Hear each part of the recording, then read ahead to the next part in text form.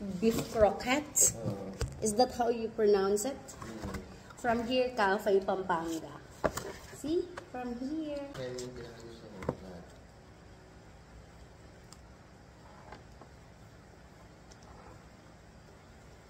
Vegetable yan, pero masarap, diba? May lasa yan. You wouldn't expect. Parang siyang siopaw. Pero masarap. Diba? Ano yan eh? Vegetable. May siyang vegetable inside. Tsaka karne. Ito, masarap dito. Try natin yung next. Ito yung lasa. This one is, I don't know what's the name. Gulat niya, anong halo niya. Paano yung gulat?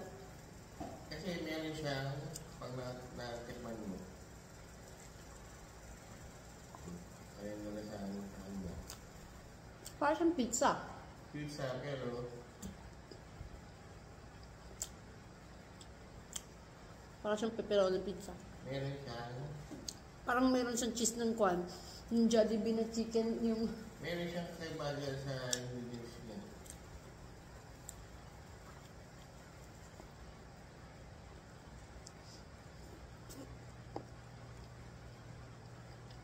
Bukod sa vegetable, meron siyang fish. Crab, diba? Yung dalawa na yun yung sa food. Next. Cinnamon. Cinnamon? Pero bakit ganito? Karakil. Karakil kita.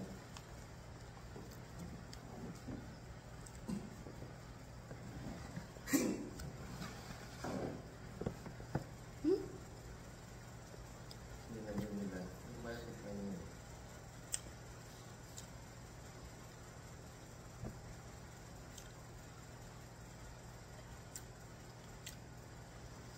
Parang siyang mamo, nabubulunan ako. Iba yung cinnamon nila. Their cinnamon is like this. Not your typical cinnamon. Para siyang cake.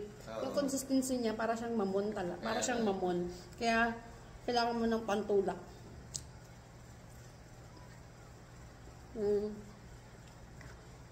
Ito sa cinnamon. Sarap din. The last one, panis di ba? Ano cinnamon?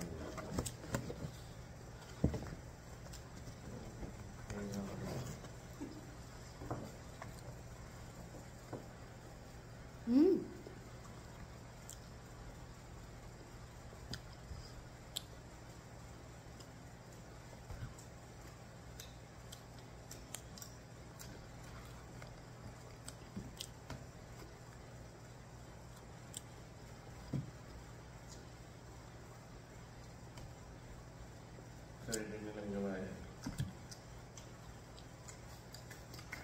Hindi na nga lang sa crunchy. Kasi hindi na pa. Di ba supposed to be yung vegetable parang siyang crunchy? Pero since dahil binaki siya, ganun, nag-soft na. Kaya na pa kasi, kaya na mga yung pag-alis mo.